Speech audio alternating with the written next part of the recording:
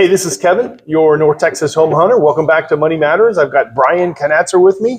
How are you doing, sir? Doing well. Glad to be here. Yeah. So let's talk some real estate and some lending. All right. The financial piece kind of married into real estate. So the things that matter money wise. So one of the things that we were talking about last time was some of the nuances and impacts of COVID, right? Yeah. And kind of how that really impacted the market. And one of the things that we're starting to see now is COVID is kind of put behind us to a certain extent. And some of these homes that had some of those COVID improvements are starting to sell, and how that's kind of impacting the market. So what we saw was everybody and their dog was wanting to put in a pool, right? Yeah. Lots of landscaping that went in. Lots of remodeling. And lots of remodeling, and then of course, exterior wise, we saw the outdoor kitchens, right? Yeah, absolutely. And sometimes it's what the wife wanted, and what the husband wanted, right? And sometimes everybody compromises like they do in a good relationship, and everybody got a little bit of something, right? So yeah. Some people got the pool, some people got the outdoor kitchen, and then landscaping. And I also saw some security increases where people actually started enclosing kind of the backyard with a gate. Rather than the traditional fence, right? And so that was kind of a unique aspect as well.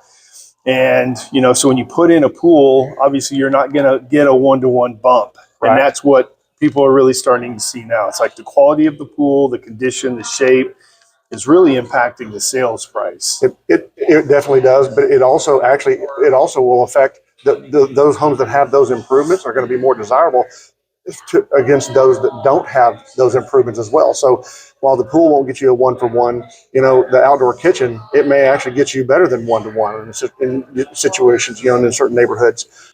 But it's really, if you need to know who you are. Did you have a home that you did that to? Did you buy a home that had those upgrades, or are you in a home that needs some sprucing up and some touching up before you put it on the market to sell? Yeah. And what COVID really drove was people really want to enjoy their time at home, right? It felt like we were at home for years. So you want to kind of almost turn it into a staycation, right? You really want to kind of upgrade when you step into the backyard.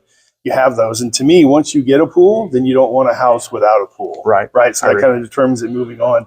And some of the other data I'm starting to see is people with older pools, is it worth it to kind of modernize them or kind of clean up some of the older parts of the pool? And from everything I've seen, the answer is yes. Yeah. That is actually almost like a one-for-one spin. Whatever you have invested into the pool, kind of to make it look nice, where it's a pump or the tile or whatever. Those are really actually a one-to-one. You guys spend $10,000, $15,000 to get your pool back to looking nice. Yeah. That actually is a one-to-one recovery on your ROI. And even a new remote controller, in many cases, those outdated ones either aren't working as well or don't have a good connection. And maybe when that pool was put in, if it was an older one, Wi-Fi wasn't specifically around, and now it is. And that's a feature that it would matter to me. Like, it does matter to me. So even the one that we bought that does have a pool, we upgraded the remote control feature so it could be more user friendly. But a COVID tie-in, actually, on an article that I read, and the data that I'm going to be quoting from is coming from Redfin. So far, in the first 2 quarters of 2023, 10.1% of all homeowners that are listing their homes for sale are because their companies are making them return to work. Yep. At least partially. So whenever COVID allowed us to work remotely, one couple even moved from Seattle, Washington into Idaho, where the homes were less expensive. They could get more room. And now their company, and they both work at the same company, they've made them come back to work 3 days a week, and they can't do that from Idaho. So even though they did the upgrades, and that's actually one of the pitfalls, they did the upgrades because they expected to be spending more time there and obviously from home full time. Yeah. And now they're not going to be getting their money back out of it. So you got to be wise about the upgrades that you do put the money into as well, because companies are wanting people to come back to the office more now. Yeah. And for the pool side, you'd spend $80,000 on a pool, whatever. You're not going to get $80,000, but you may get 50 or 60, right? And that's, if you think of the enjoyment that you're going to get, right? You really enjoy being at your house if you have a pool, right? It's really important to some people. So, kind of creating that environment where you're outdoor, your back patio and stuff, where you extend the roof, right? And then you can put a TV out there, and now for the few weeks that we have a fall season, right? It's nice to sit out there, have dinner, watch TV, really relax, right? Let the pets out. Especially if you have friends over, friends and family for that matter. I mean, those types of areas, they're invaluable because we want to get outside as much as we can. Yeah. But we're stuck inside with, how many days of 100 plus that we had over the summer. I'm just glad that I think that's behind us. I'm so glad. Should be. I like hot, I like warm, but I don't like surface of the sun, Yeah. Where your rearview mirror is popping out of your car. Yeah, that's Arizona It stuff. was so hot. My collapsible mirrors on my truck actually would stop going because they literally it was so hot. Wow. Now they're working fine now. I didn't even have to have them fixed, but the heat, man, it kills everything. Yeah, it kills everything. So, so I've seen some homes where they extend the patio out, and to your point, entertaining, right? You can throw the TV out there. Now you get the sun beat down on you. So you really kind of expand your ability to entertain people into the house and then outside the house as well.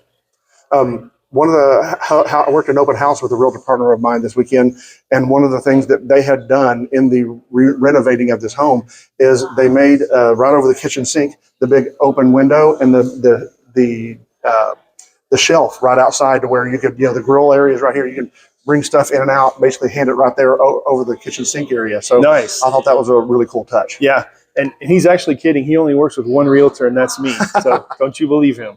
But right. And people got really creative on how they could kind of modernize and touch up, right? Whether it's a small improvement or a large improvement, people spent COVID really improving kind of the entertainment and the relaxation of their own home. So that's one of the things we're starting to see in the market now is it's driving some of the prices up and really kind of creating a home, right? Because everyone's out there looking for the unicorn. Everyone's looking for all the check boxes. Well, due to COVID, now there's more boxes getting checked than ever before. Right. Yep. And in some cases, you do get all those boxes checked. And in some cases, you got to maybe have a little bit of flexibility in your vision. I mean, if it meets most of the boxes, that might end up being the perfect home for you, and you can make the touches the way you want to. So that's something, I've seen folks be really, really picky and that I have approved to do loans. And then if they have the right mindset, they're looking for something that's in the right area. It fits their family. Do they have to do a lot of fix up, or was it modernized prior to them looking at them being put on the market? So, that is one of those things like what you're saying. You get most of the boxes checked thanks to this. I mean, it was hard to get contractors because they were so booked up during 2020 and 2021 and even early 2022. It didn't matter what you needed them to do. It was weeks in coming. So before they could even come out and look. Right. And so one of the issues people were having is they would reach out to contractors and contractors weren't even calling them back. Right. Because they were so busy that they had to focus on what they were currently doing versus taking on new customers. Right. And they couldn't get more labor. Like they were literally trying and having a labor shortage for that matter. So it was tough. But if you were one of the fortunate ones, it definitely helps enhance the value. And when we talk about checking the boxes, right, we're talking about almost kind of the process of buying a home, right? And so that's one of the interesting things to me is like we always keep coming back to what are the first steps that you should do when you're buying a home, right? Because there's things that you should do sequentially. There's things that you should do in parallel, right? And one of the things that you and I would say anybody who's remotely good at their job would agree is that you need to figure out what your budget is, right? You got to figure out how much can we spend. And you need to understand that in today's rate environment. I mean, it really makes a big difference. I'm doing a loan. We're actually closing tomorrow. And this gentleman bought a $320,000 house. We're doing a 2-1 buy down for him. So that means his first year is 2% lower than what his actual graduated rate would be. On a $320,000 house, putting 5% down, it was a $415 a month difference in his payment. So on that size of a loan, which is in today's market is not a super big one. It's not even really in the middle of the road. It's on the lower side. 2% makes over a $400 a month difference for that client on a $320,000 house. What will that 2% difference be on a $700,000 house? Clients need to understand that impact and also know that you're not married to the rate. You can always, if it fits the budget, you love the house, the right area, you need to do something, then you can always refinance back out of it because there's no prepayment penalties on those loans. So understanding what is our budget, right? And then because the worst thing you can do, right, is such an emotional purchase, right? Because you're looking for that perfect home. You're looking for that one that just wows everybody, right? The kids, the mom, dad, the pets, right? Some people may prioritize their pets, but that's for another podcast. But really understanding, hey, here's the here's the parameters we need to stay in, right? And so you and I talk about getting that soft pull, right? Not having it really hit that credit at all, Right. But understanding, hey, here's the price range that we need to look at, right? So when you're working with a realtor and you're defining that criteria, pool, no pool, this geography, all that, right? You need to understand here's where we need to stay in.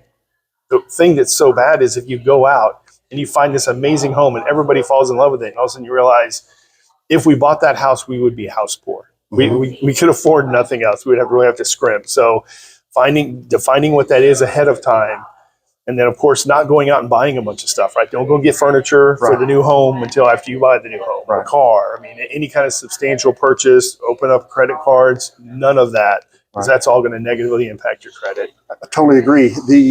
The credit aspect of it is something that needs to be understood, because I do have clients that I talk to quite often, and one of the things they say to me is, I'm not ready to have my credit pulled yet. Yeah. And so that's when I start talking to them about that soft pull. But here's one of the things that we employ as a practice, like a 3-step practice for those clients, because while I can look at the information and give them a pre-qualification with a soft pull, I can't actually get them an approval without having a hard pull. So here's what we do. We get the application. We actually go through the soft pull process, because it does not create an inquiry, does not impact their credit scores at all, but it does let us see the true scores of what they will be, right. The account balances. We can run the debt to income ratios. We can make sure that everything's going to fit in the box. But right after we do that, we either get their permission for us to do it for them, or we send them the instructions on how to go to optoutprescreen.com. And if you go to optoutprescreen.com and enter your information, 3 days from then, you literally will be removed from the databases, that when we do need to do a hard pull, you don't get 30 phone calls from 30 different lenders on that trigger lead that the credit bureau sent. Right. So I had one client last month, and she was needing to move. She needed me to do this quickly. The seller actually wanted a credit approval. They did not want a financing contingency. So I said, okay, well, I need to pull your credit, but this is going to open up a floodgate of phone calls, but just ignore them. I'm like, hit them, send them all to voicemail, and then you can decide who you want to talk to. So that was about 5:30 in the afternoon, and I got it done. We ran it back through the underwriting engine, got the approval back, which we actually already had an actually credit approved, but this credit was expired, which is why I had to redo it. Yeah. So got the approval letter out to a realtor partner. They made the offer on the house, and at 10:30 the next morning, I get a phone call from my realtor partner saying, "Oh my gosh, she is beside herself. It's not before 10 a.m. She had 34 phone calls from lenders." Gosh. And it literally, she was an older lady, mid-70s, Yeah. and it literally, instead of doing what I suggested and just letting them go to a voicemail, she was answering them, and it literally drove her to tears. Oh wow! So I called, and she didn't answer my first call, but I did apologize. But we can help clients avoid that now, right? We do the soft pull, optoutprescreen.com. 3 days later, we can get that credit pulled, get the file into underwriting, get it fully approved, so that there's no financing contingencies needed when you make an offer. Yeah. Because through this process, it seems like there's always things that kind of pop up, right? So getting the finance piece out of the way at the beginning, or at least this piece of it, right? Getting that letter of approval, right? Saying I'm funded for this much. It lets real estate agents know that you're serious. It lets buyers or sellers know that you're serious. Mm-hmm. So it really kind of changes the dynamic, and it's one of kind of the mandatory steps that people almost require of like, hey, look, to your point, people are like, oh yeah, I'm not ready for that. Well, you are, because it's literally one of the first processes that you want to begin, right, when you start looking. And then once you understand, okay, here's our price range, then I can go and find out, okay, based on your price range, I can create searches on all the other criteria that you want in a home. Yeah.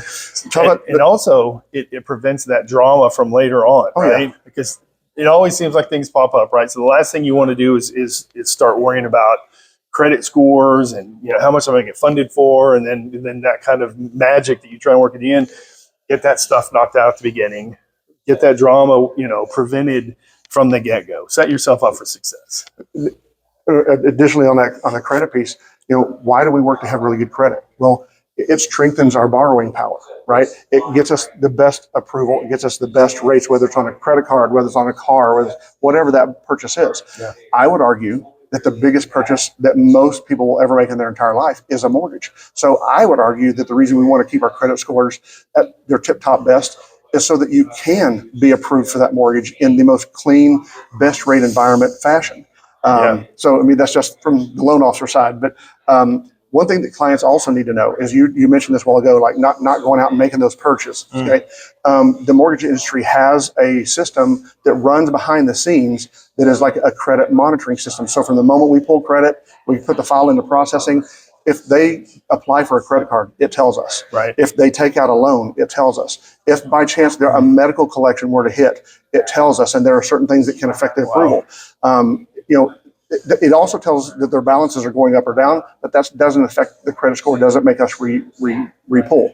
But Right. if someone does apply on, say Labor Day weekend, and they got a new refrigerator, new washer and dryer, TV. and they go do that, we find out about it. Like our system tells us, Yeah. we have to go talk to them, and then we have to get proof of that new account. And even if there's no payments due for 12 months, we have to include a minimum payment calculation on that new account. So just from the moment you start looking to buy a house, Just hold off. Just hold off until it's done. Be patient. That's the best thing to do every time. Yeah. And that's one of those, if you're a new home buyer, like, hey, someone help me, walk me through the process of what that should be like, right? Because if you haven't done it before, it's pretty overwhelming at times, right? Yeah. So having a real estate agent who has kind of that checklist, like I do, that says, okay, here's where you start, right? Kind of the lending, and then you start building the criteria, and then you kind of go through that, right? It gives them peace of mind when they see each step going down the way you said it was going to go. And they're not thinking about like every little thing, right? Like when you're thinking about how much is that new home going to cost you, right? Well, if you get a pool,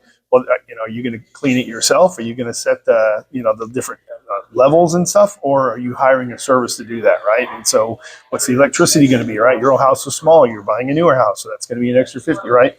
So you have to really think through what's the total cost of ownership of that home, right? Versus, I just figured it was going to be just a little bit more. Well, based on what your new home is, it could be significantly more. So being able to plan for that, right? And again, it goes back to that budget and part of that process. And if you have a pool, how many times do you have to refill your pool this summer with all 100-degree days? Yeah. It affects the water bill big time. Big time. That's something we're talking, it could be a couple $100 difference just by keeping that pool maintained and keeping the water levels right. And if you don't, it'll damage the pool. Yeah. So that's another one of those budgetary items you're talking about. If you're getting a pool and you haven't had one before, you need to know that maintaining that pool is part of keeping the water level up, and that can really juice your water bill. Yeah, and that's what we talk about when we're saying, finding the right partners, right? You make sure that you have a realtor that you can trust, right? That you feel comfortable with. You can have candid conversations, and the same goes for the finance piece, right? On the lending side, right? Make sure you have a lender that is going to be able to have those conversations with you. You may not want to have, right? Because when people start talking about money,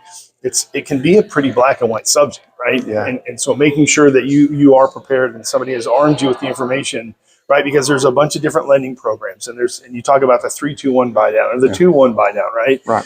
Help me understand kind of some of the value you add there, especially for a first time buyer. I mean, really anybody, but for a first time buyer, they need someone who's, like you've been doing it for 20 plus years. Make sure that they've been through enough rodeos to help them get through this one easily. I appreciate this opportunity. Yeah. I like the commercial farmers. We know a thing or two because we've seen a thing or two. Yeah. Right? I do get surprised every now and then as we are working on new clients and a new wrinkle comes up. But I've closed over 10,000 loans. So I've seen nearly every situation that can pop up. We've worked with every type of income form that can pop up. Any type of credit tweaking and fixing, we know how to do it. They don't have to go to a credit repair agency unless they need a lot of work done. So the key to that is I view everyone as they're your client. Mm-hmm. I also view them knowing that what we're about to do jointly, it's going to affect their life. Yeah. So from the mortgage standpoint, I advise them not just from a mortgage lending standpoint, but also from a financial advisory, and not like a fiduciary. But the true part of it is sometimes people don't have the right vision on what they want to do with their money as they're coming in. And I look at that entire piece and I walk them through it. I have a few principles that me and my team run our business on. And one of them is they'll never have any gotchas. There'll never be any negative surprises. You know how I know that? Because I know where they can come from, and we will avoid them. They will not happen. So anything that your clients that are working with me and my team hear and see, they will have already been told about it. They will have already had it explained to them. It will be a comfortable conversation with them because we want them walking in with zero anxiety. We want the home buying process and it can be this way, but not all lenders are like this. So, but we want them literally to walk in having to been able to smile instead of being stressed out. Yeah. So I got a phone call from a Cardinal client, and actually it was from an office in Florida that I'm not even associated with, and she just found me by searching the internet. Yeah. And even within my company, and my company is great, but the loan officer has a lot to do with the success of that experience. Yep. And she called me going, I can't get him to call me back. I need help. I can't get this pushed through. We can't get it to the finish line. And, she called me because she found, it looked like I'm division leader, my title. And she felt like maybe I was a corporate, assistant, which I gave her guidance. I told her who to reach out to. But that's even within Cardinal. I mean, I love Cardinal Financial, but the loan officer sitting right next to me is not going to have the same experience that I have. Most of the time, they don't have nearly as much experience as I have. Yeah. So we have a good time. We do Zoom call or get together face to face with the clients. I show them our financial screens so they can see, here's what the total payment's going to look like. I use terms like total cash to close, which includes down payment, closing costs, prepaid expenses. So that way they know that you're not just bringing a down payment. Yeah. You're not just bringing a down payment to the closing table. There's more to it. So I use the term total cash to close so they're never confused. Yeah. Okay? And I explain that to them. So that's big because it's about expectations. And then when I look at each individual client's profile, the application, the credit, the financials, we have tons of loan programs. And I know right where they may best fit. Yeah. Okay. We're doing a loan on Friday for a client who is a retiring Green Beret. And I'm excited every time I talk to him, and his name is Bryan also, which I totally dig. But I'm sure he spells it wrong. No, he doesn't actually. Y-A-N? Yeah, exactly. No wonder you like it. Exactly. So I was talking to him, and I assumed we're going to be using his VA benefits. Yeah. He's fully disabled, so he has zero property taxes. Nice. And he actually said that, let's just go ahead and go conventional. And, so we talked through the benefits of why and why not. Yeah. And at the end of the day, he felt more comfortable with the conventional. And I love VA loans. And he understands that love. Sure. But it wasn't the best fit for them. Nice. But then you can have some clients that have good credit, but not excellent credit. And depending on the price point that they're buying, FHA actually might be the least costly, have the lowest payment. Maybe more affordable for them than going conventional, even though they can qualify for conventional. So I show those clients the comparisons side by side so they can choose what's best for them. Yeah. So it's just a matter of, as I'm having that client interview, even before we start the loan application process, I'm absorbing what they want their life to look like. Yeah. What their life looks like right now. Pets, kids. Yeah. I mean, so we don't serve our pets more than we do, our family. But since we have 6 dogs and 4 cats, we need a little bit more than a regular lot, right? Yeah, so when so when we were looking for homes, we also did include how much, space we wanted in the backyard. Yeah. And we find out about that for them. And then I circle back around and I talk to you about my interview with them, because sometimes they weren't withholding something from you. They just might not have thought to say it, right? Yep. And so that way you and me and you, their trusted realtor advisor, we have the whole picture and we can give them the best service possible. Yeah. And that to me is I just heard the stat the other day that the number one reason that clients fire their realtor is due to lack of communication, right? So it's communication between the lender and the realtor and the title company, right? Those are the big 3 to make sure we're all on the same page and making sure that communication is getting back to our client, Absolutely. right? Yep. And that's such a big deal. But I remember when I first got into real estate, one of the things that kind of blew me away is I don't know why, but I always thought you have to put 20% down, right? And then as you start going through some of the other programs, some of the different scenarios, you realize that there's other options. Mm-hmm. Yeah. So you can be a first-time buyer and put down as little as 3%. So instead of coming up for, even if you qualify, even if you have the money for 10% down, sometimes it's better to not put the 10% down, go with the 3% down because you qualify for that. Yeah. The rates are not higher, right? The PMI is not higher as a percentage. And maybe either keep that extra money as dry powder for for a rainy day, or potentially maybe even as part of the financial advisory piece. There might be some short-term debt out there with some really high interest rates that if we use that money to extinguish that, it makes owning the new home less stressful. Your budget is maybe cleaner, has more free cash flow. Yeah. Yeah. So just kind of almost kind of recapping on that discussion. So making sure you get a soft pull at first, right? As far as your criteria on what you're kind of building as far as your new home, right? And all the different lifestyle, you also need to get the finance stuff worked out, right? And then being able to understand, hey, what's the best vehicle for us to get this money? And then making sure that you're in the right hands. So, so the question I get asked quite a bit is in this rate environment, with rates being higher, and right now they're about in the mid sevens. Hey, what about an ARM loan? Okay, well, there are fixed period ARMs. 3 year. You can do a 1 year, 3 year, 5 year, 7 year, and 10-year ARMs. Okay, where they're fixed for that period of time. There's no negative amortization, and then it goes on to the full index. After the fixed period. Yeah. Right now, there is something called a yield curve inversion, meaning the 10-year Treasury has a lower yield than the 3-month Treasury. And that is not how the banking system normally works. Yeah. Well, the ARM loans are built on the shorter term Treasuries. The 30-year fixed rates are built on the longer term Treasuries. So right now, on a conventional loan, ARM rates are higher and more costly than a 30-year fixed. And that's not normal. So that's something good for folks to know is right now, ARMs probably are not a good option in nearly any situation. It doesn't matter credit score or amount of down payment. So we look at those options for clients as well, because like when rates do go up in a normal banking environment, if I'm talking to a client and find out they plan on spending maybe 5 to 6 years in this home until a kid graduates from high school and then they're going to go do this. Well, normally a 30-year fixed might be a half a point higher than a 5-year ARM. Yeah. So I would talk to them about that. But right now, it's really just not the right vehicle. Stay with the long-term fixed. It's going to be safer, and it's going to be less costly even in the short term. Yeah, yeah.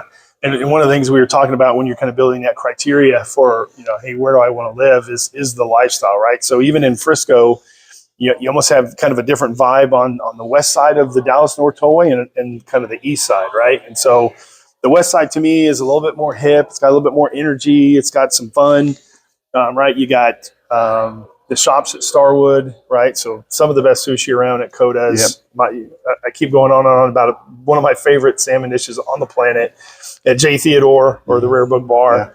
True Fire. Two pieces right there. I love them. Oh my gosh. Just for just good old fashioned Tex-Mex. Yeah. That is some good stuff.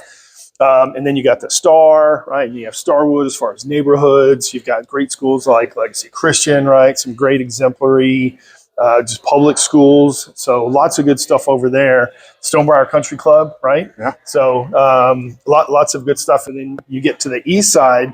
And to me, it's a little bit more of almost a more mellow vibe, right? Lots of good restaurants, but not really kind of the entertainment energy, right? Although you do have the Major League Soccer, right, with FC Dallas. Mm-hmm. You got minor league baseball with the Rough Riders, right? Not a bad seat in that house. Right. And then you have you've got UNT has a campus over there now. You've got Collin County Community College, right? So you got some good school options. Mm-hmm. And then some really growing neighborhoods, right? So depending on what you're looking for, I mean, Frisco has a lot, right? And then I didn't even mention the new PGA, right? That's going in there, right? And we've had, I think, 139 companies relocate to Frisco since February of last year. Oh, wow. Yeah, so a whole bunch. And then I think 40% of those are from California, right? Yeah. So, it's depending on where you want to live, right? Universal Park is going to be going up in Frisco on the west side. So depending on what you like, right? You want some golf, right? And the Fields project, some new homes, beautiful courses up there. There's a lot that Frisco has to offer, and it really kind of depends on what side of the Dallas North Tollway, right? Maybe it's your job or school, whatever that forces that, but a lot of really good personalities in some of these neighborhoods. Yeah, I had met with a home builder back in June, and he introduced me to that Fields project. I didn't know anything about it, and he told me it's going to be almost 10 times the size of Legacy West in Plano. Yeah. Almost 10 times the size. It's going to have a bunch of mixed use. It's going to have retail. It's going to have they're going to have exclusive retail. Some of the stuff in Legacy West may even be moving up there. Yeah. But you're going to have some of the most exclusive retail names in that center. So it's going to be bigger than Central Park. Wow, in New really? York City, yeah. Wow, that's crazy. I've never heard that. But when you say bigger than New York City, right? The Central Park. I mean, that kind of puts in perspective, right? Because that's such a big. If you've been to New York, you've been to Central Park. You can walk all day long and not get through it. Yeah. And then I almost forgot, right at Lebanon and the tollway, just on the east side, they finally are putting some mixed use into that big lot that's been, I think Whole Foods is supposed to go in there like forever ago. I thought I'd heard there was a really nice grocery store going. It's going to have a bunch of stuff, right? So over there by Stonewall Community Church, that whole lot is going to be used now, right? And I think they're trying to put in a music venue there. So Frisco, I mean, depending on what you want, it really has everything. And depending on what you're attracted to can really drive what side of the tollway you're on. And a perspective that we moved up there in the year 2000. Back then, the tollway ended at headquarters going north in Plano. It was 2 lanes going this way and 2 lanes going this way. There was a 4-way, 2-lane stoplight at the tollway and 121.